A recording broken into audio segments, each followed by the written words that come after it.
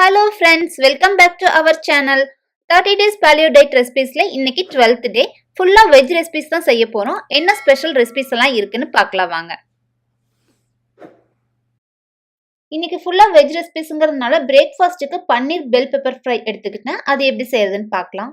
ஒரு கடாயில கொஞ்சமா பட்டர் சேர்த்திக்கலாம். பட்டர் நல்லா மெல்ட் ஆனதுக்கு அப்புறம் கட் பண்ணி வச்சிருக்க ஆனியன், குடமிளகாய் எல்லாம் சேர்த்து நல்லா ஃப்ரை பண்ணிக்கலாம். வெங்காயம், குடமிளகாய் எல்லாம் இந்த மாதிரி நல்லா ஃப்ரை ஆனதுக்கு அப்புறம் சின்ன சின்னதாக கட் பண்ணி வச்சிருக்க பன்னீரை சேர்த்திக்கலாம்.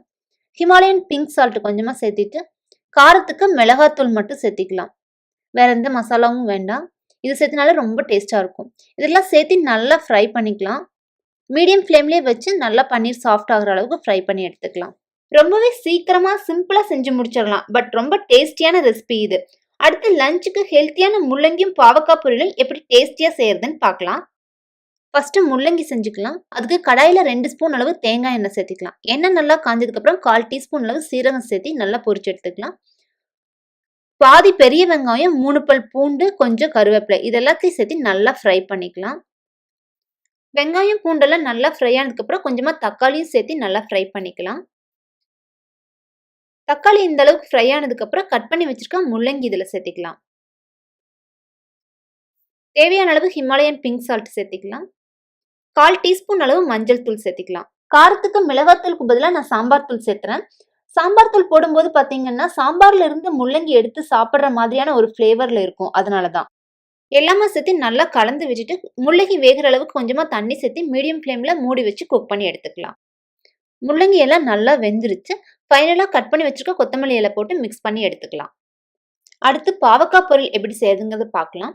பாவக்காய் பொரியல் கசப்பே இல்லாம எப்படி செய்யறதுங்கிறது டீடைல்டு வீடியோ நம்ம சேனல்ல ஆல்ரெடி இருக்கு. பார்க்காதவங்களுக்கு லிங்க் மேல கார்ட்லயும் டிஸ்கிரிப்ஷன்லயும் கொடுத்துருக்கேன், பார்த்துக்கோங்க. இப்போ நான் ஷார்ட்டா சொல்லிடுறேன். ஒரு அகலமான ஃப்ரையிங் பேன்ல தேங்காய் எண்ணெய் 4 ஸ்பூன் சேர்த்துக்கலாம். எண்ணெய் நல்லா காஞ்சதுக்கு அப்புறம் கொஞ்சமா கருவேப்பிலை சேர்த்துக்கலாம். அடுத்து இதுல கட் பண்ணி வச்சிருக்க சின்ன வெங்காயம் சேர்த்துக்கலாம். கூடவே 5 பல் பூண்டு சின்ன சின்னதா கட் பண்ணியிருக்கேன். அதையும் சேர்த்து நல்லா ஃப்ரை பண்ணி எடுத்துக்கலாம். வெங்காயம் பூண்டெல்லாம் நல்லா ஃப்ரை பண்ணதுக்கு அப்புறம் பாவக்காய் சேர்த்துக்கலாம். இந்த பாவக்காயை உப்பு, மஞ்சத்தூள், புளித்தண்ணி கொஞ்சமா சேர்த்து வேக வச்சு எடுத்திருக்கேன். புளித்தண்ணி சேர்த்தும் போது பாவக்காயோட கசப்பை எடுத்துரும். அதுக்காக தான். இது கூடவே காரத்துக்கு கொஞ்சம் மிளகாத்தூளும் சேர்த்து நல்லா ஃப்ரை பண்ணி எடுத்துக்கலாம். நல்லா கிறிஸ்பியா வர அளவுக்கு ஃப்ரை பண்ணி எடுத்துக்கணும். மீடியம் ஃப்ளேம்லேயே வச்சு ஃப்ரை பண்ணா நல்லா கிறிஸ்பியா வந்துடும். இந்த அளவுக்கு நல்லா கிறிஸ்பி ஆனதுக்கு அப்புறம் ஸ்டவ் ஆஃப் பண்ணிட்டு தேங்காய் துருவல் சேர்த்து மிக்ஸ் பண்ணிக்கலாம். முள்ளங்கி சாம்பாரோட ஃப்ளேவர்ல முள்ளங்கியும் கசப்பே இல்லாத டேஸ்டியான பாவக்காய் பொரியலோட லஞ்ச் சாப்பிட்டாச்சு. அடுத்து டின்னருக்கு one of the favourite veg recipe cheesy stuffed mushroom தான் எடுத்துக்கிட்டேன். இந்த சீசி ஸ்டஃப்டு மஷ்ரூம் ரெசிபியோட டீடைல்டு வீடியோ நம்ம சேனல்ல ஆல்ரெடி இருக்கு. பார்க்காதவங்களுக்கு லிங்க் மேல கார்ட்லயும் டிஸ்கிரிப்ஷன்லயும் கொடுத்துருக்கேன், பார்த்துக்கோங்க. இப்போ நான் ஷார்ட்டா அதை சொல்லிடுறேன். மஷ்ரூம்ல இருக்க ஸ்டெம் தனியா எடுத்துட்டு அதுல ஸ்டஃப் பண்றதுக்கு தகுந்த மாதிரி அதுல இருக்கிறது எல்லாமே ரிமூவ் பண்ணி தனியா எடுத்துக்கணும். அந்த ஸ்டெம் அந்த ரிமூவ் பண்ணதெல்லாம் கட் பண்ணி இந்த மாதிரி தனியா எடுத்து வச்சுக்கணும்.